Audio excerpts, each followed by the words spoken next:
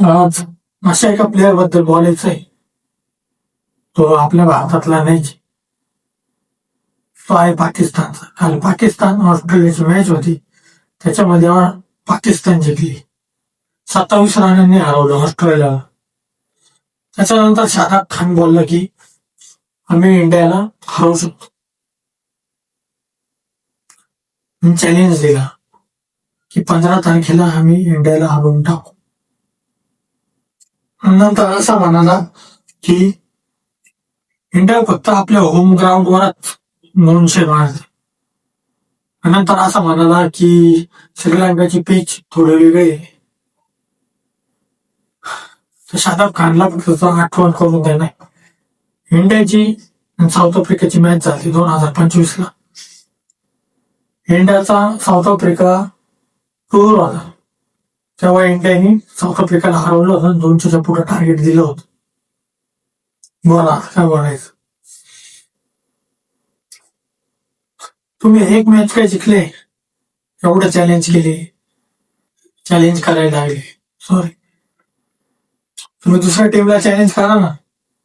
ज्याने तुम्हाला 2024ला ती पहिलीच टीम आलेली USA, ते तुमची वाजून गेली. बोला, USA हरवून गेली. नंतर तुम्हाला झिम्बाब्वे हरवून गेली. नंतर 2022ला दुसऱ्यांच्या जीवावर फायनल मध्ये गेले. नेदरलँडने साऊथ आफ्रिकाला हरवून तेव्हा फायनल पर्यंत गेले. फायनलला पण जिंकले नाही. बॉल आता काय बोलायचं.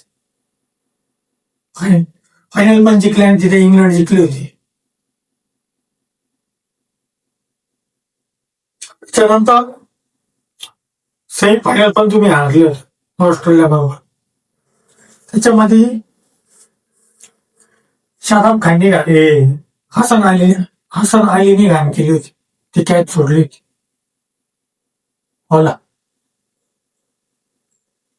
तुमच्यापेक्षा तर अफगाणिस्तान परवडली. स्वतःच्या जीवावर सेमी फायनल खेळले, स्वतःच्या जीवावर, स्वतःच्या हिमतीवर. आणि तुम्ही दुसऱ्यांच्या जीवावर फायनल पर्यंत गेले. नेदरलँड सहजासहजी दुसऱ्यांना चॅलेंज करते.